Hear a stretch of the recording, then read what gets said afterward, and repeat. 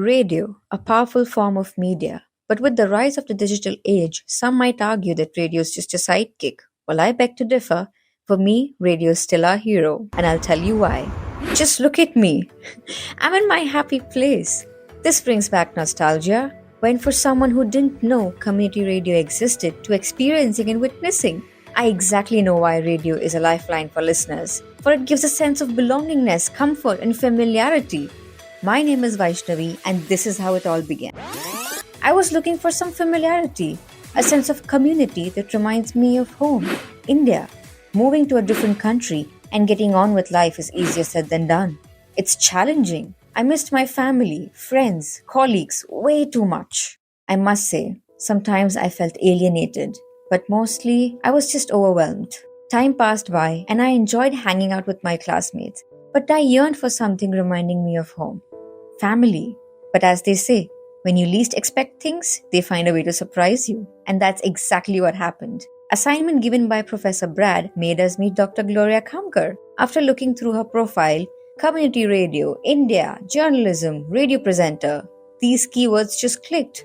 I became a child with so many ideas, excitement. I couldn't wait to make a team and share this with them. I got a great team and we brainstormed on how to reach out to Gloria and carry out this video essay effectively. We had some challenges on our way, but when you have a team that understands and takes responsibility, it's a dream team. We were glad to finally get a date to meet Gloria for the interview. I was ecstatic. Gloria shared in the interview that she enjoyed listening to radio every day. Radio was a companion. She pursued journalism while growing up and worked as a broadcast journalist, but radio found a way to get back into her life. She wanted to create content as a producer, so she collaborated with an American producer and filed stories for American public media. It's not just about listening to someone on air, digitally, on an app or a website of that radio station. It's also about knowing that radio station is there in my community, in my town. Please feel free to come to the radio studio in Southampton, Unity 101. Her upcoming book walks us through the history and development of the British Asian radio in England.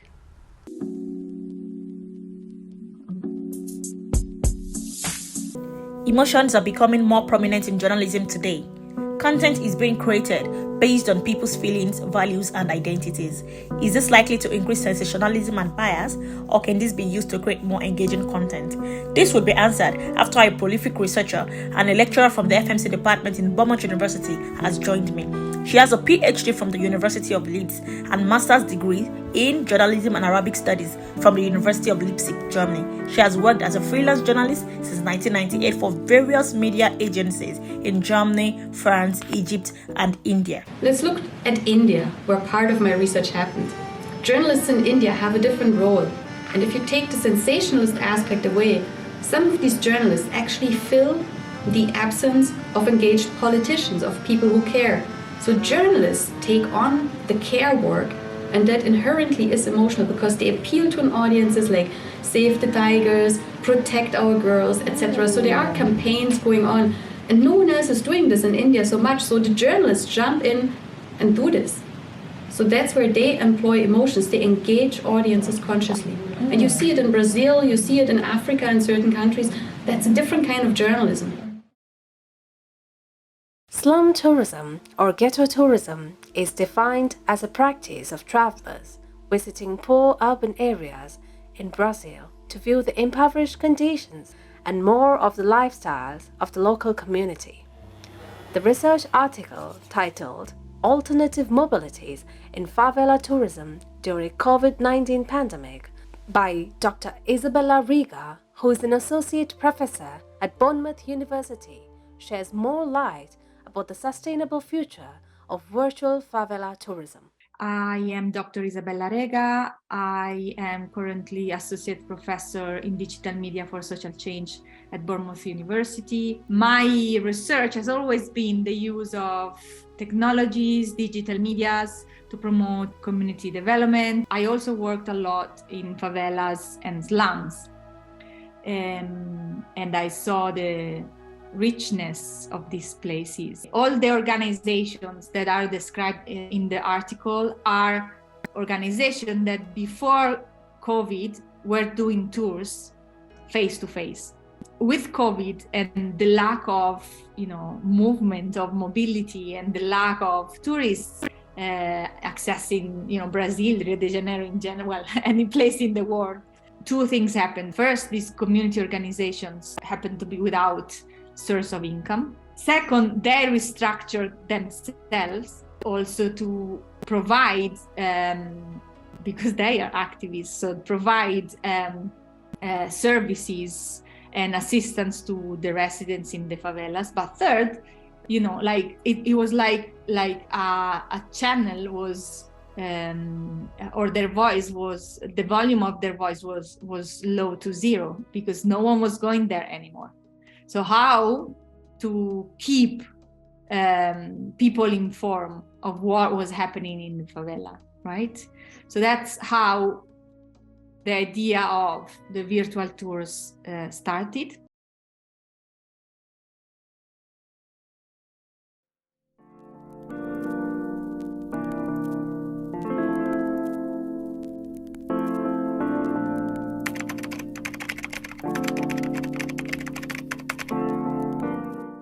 A study by Stanford Professor Chip Heath found 63% could remember stories, but only 5% could remember a single statistic. Do you also know that numbers have an important story to tell? They rely on you to give them a clear and convincing voice, just like mine. Not only being conversant or fluent in data is quickly becoming a liability in today's fast-moving data economy. As such, data storytelling is an essential data science skill everyone needs.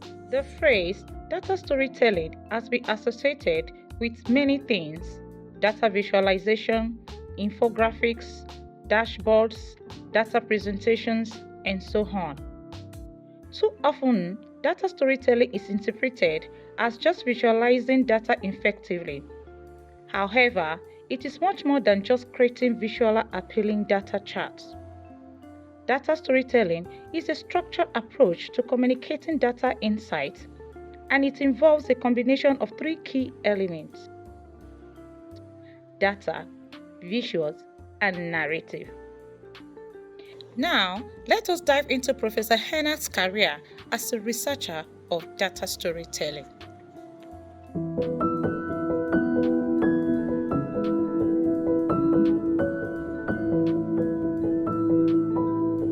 Can you take us through the journey of data storytelling as a whole, especially the vital part of it? Data storytelling is a little bit like a research method, but I think it's more of an ethos. It's an approach to the way that we answer questions that puts people and narratives first, and it thinks about the research process through that lens of human connection and human storytelling. What inspired your choice of data storytelling as a research field? So I got interested in data storytelling while I was doing my investigative work for the tear gas book.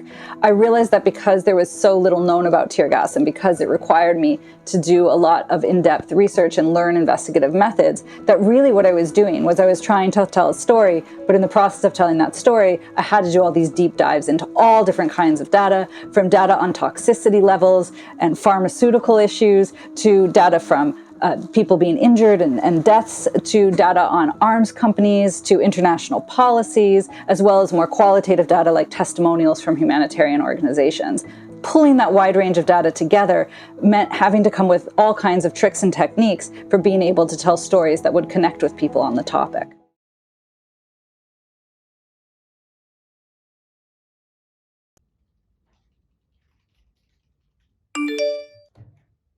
Oh, I got a message from Janice, her new research. Valuing digital possessions, the role of affordances? What is it? Let me explain. So, a digital possession is something that you own digitally and not physically. For example, all your music subscriptions, your Netflix subscriptions, your banking applications, anything on a mobile device, or your personal laptops, any kind of softwares, all of them are digital possessions. So, an affordance is basically the property of the object which allows you to do something. What does it mean? It means basically, for example, if you take a chair, you use a chair to sit on it, but you can also use a chair to hang your clothes on it. So we understood what a digital possession is, and we also understood how affordances work. Now we have to understand the relation between these digital possessions and ourselves to get better at the things we do. So for example, if you want to be more organized, you can use a digital possession like Google Calendars to organize your day. Or if you want to listen to music, you can create some playlists on Spotify. Or if you want to pay your rents on time, make some bill payments, you can set all of them up in your banking applications. So that's how we get better. If you are still confusing what they are, let's go with me to our interview with Dr. Janice. Okay, what we found actually is that both material and digital possessions are valuable, equally valuable, but for different reasons. Material possessions are valuable because they help us engage with our past history, whereas our digital possessions do allow us to do that, but they allow us to actualize all sorts of goals that we have through the digital objects affordances, right? So this can be connecting with others, remembering all sorts of goals that we can achieve because we are reliant on our digital possessions. Here's the methodology used to come to the new conclusion that digital possessions are indeed more valuable than the material ones in recent years. Okay, one thing was, unlike previous studies that were always asking to compare their digital versus a material possession, we said no. If we're going to understand its value, let's just focus on the digital possession. And we used affordance theory, but methodologically we use post-phenomenology, and that allows us to see both the intention of the individual, but also looking at the agency that the digital possessions have in enabling people to achieve their goals. So we would ask questions like, what do you think this possession is enabling you to do? What is it making more difficult for you to do? So that enabled us to generate this very novel insight.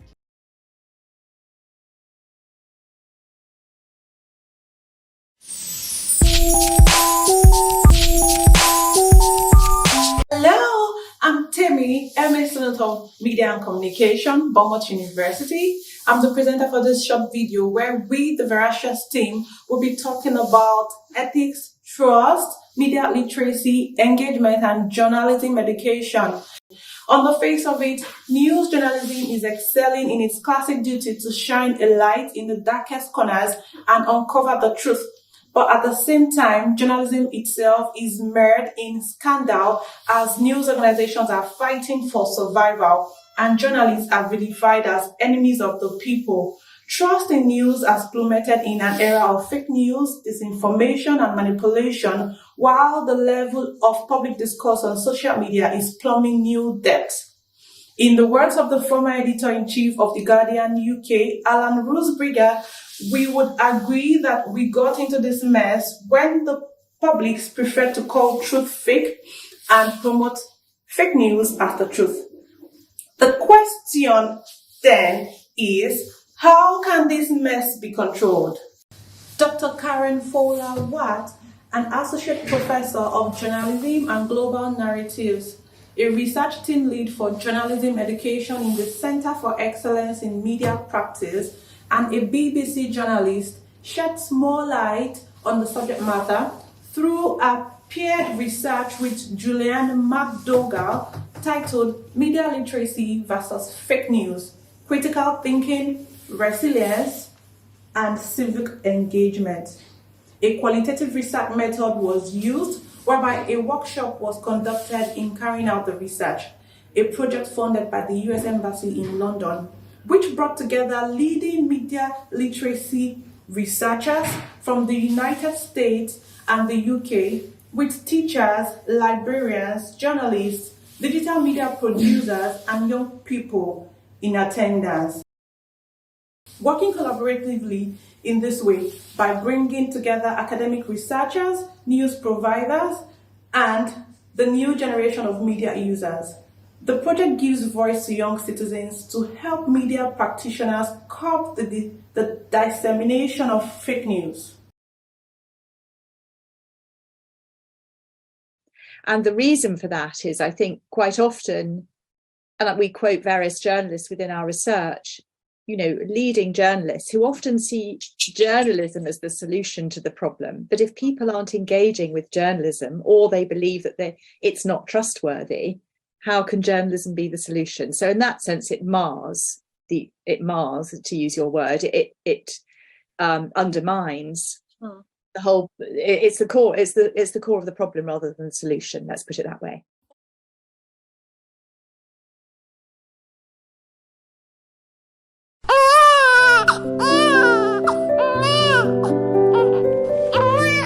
What do you know about childbirth? What did you hear about childbirth? Most importantly, what is the media saying about it? Normally, when your waters break, you're near the end, you've been in labour for a while, you wouldn't be out in Marks and Spencer's. Not normally, not saying it can't happen, but they always do that in the film because it's funny. It's not really funny, it's deeply spiritual and beautiful. Okay, if people want to laugh at their own stories, but don't present it as something that's funny. Yeah. It's more important than that. Many people are believed to get first-hand information from either the mainstream or social media. Pregnant women are no exception. These are women who have what is termed as high-risk pregnancy. They speak about their pregnancy journey. My legs were extremely bowed, so we had to straighten the legs out. The operation was very painful and very traumatic and left me in a wheelchair for about a year. To me, there wasn't a choice already. I knew he was there and that was it. From very young, I dreamt about having a family of my own, and I always saw children as my main goal in life. Yes, I'm living, but so is he.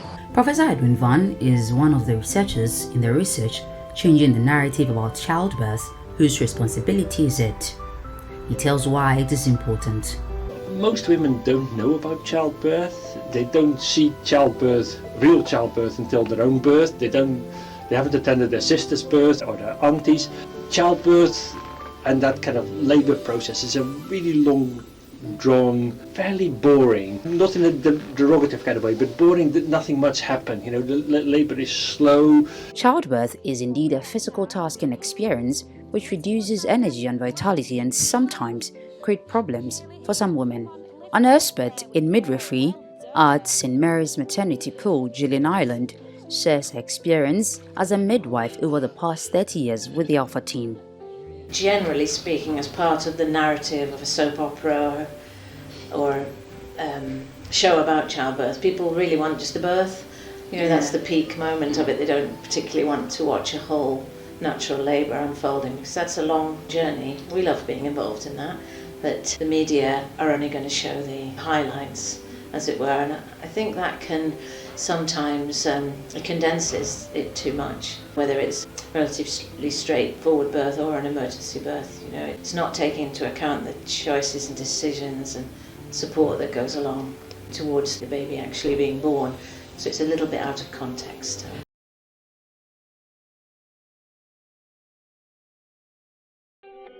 Universities are institutions where adults from all backgrounds come together to acquire skills and knowledge to enable them pursue their future career paths. However, degrees in several fields have been viewed over the years as lightweight and poison in the job market, such as the media production industry. Understanding this misconception, Dr. Richard Wallace, an academic principal of the Bournemouth University, conducted a research that dug up the values and the purpose of the media production degree in the employment market. This research was done in 2020 with a Bachelor of Media Production cohorts from 1995 and already in mid-career age. However, does its findings and observations still fit within current context? And what did graduates who have already spent 10 years earning a living say that are still accurate today? Dr. Wallace was only able to reach out to a third of the entire cohort, leaving him with 28 participants. Due to this obstacle, he formulated an informal semi-structured interview to encourage participants to reflect and to accommodate for a wide range of conversations.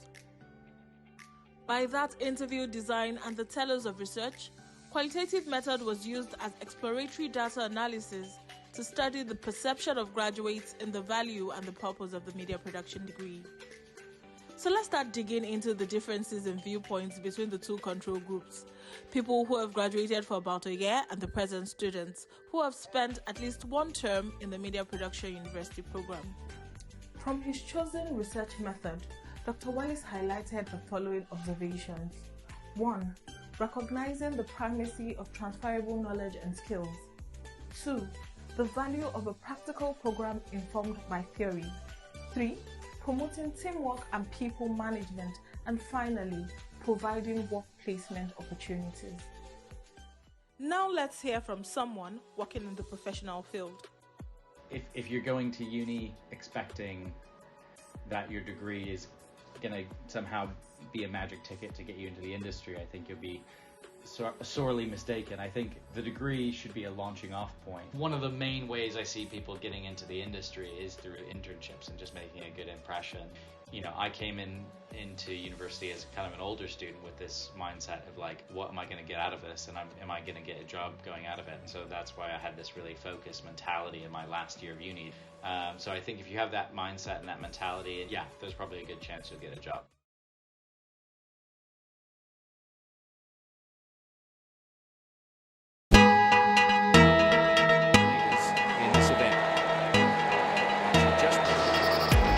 She's not kidding here.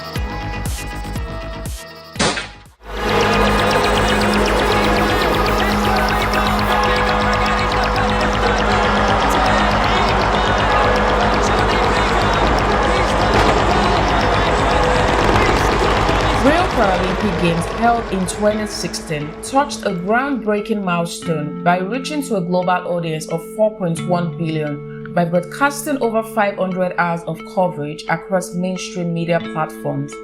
It was a significant advancement since the first Paralympics were broadcasted on television in 1992 and in the entire history of the Paralympics. But when we look for academic research on Paralympic broadcasting and its audience, we found this topic absent from the academic debate.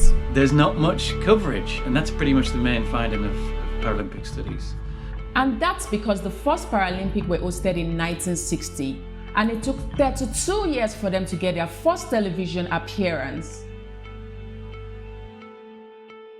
This shows that how disability has struggled to be represented both on and off screen for a long time. And that could be one of the main reasons why we know so little about the Paralympics and athletes with disabilities.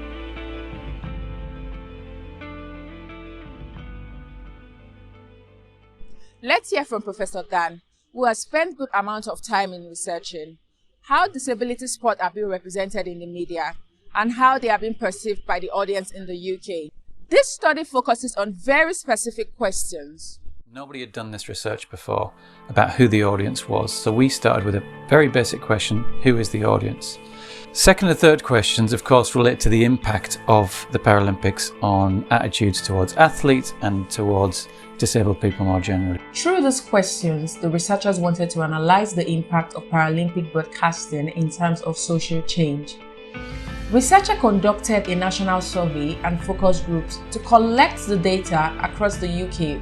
Disability representation in media has drastically changed over the years, with a series of creative campaigns like the Superhumans, Meet the Superhumans, and many more.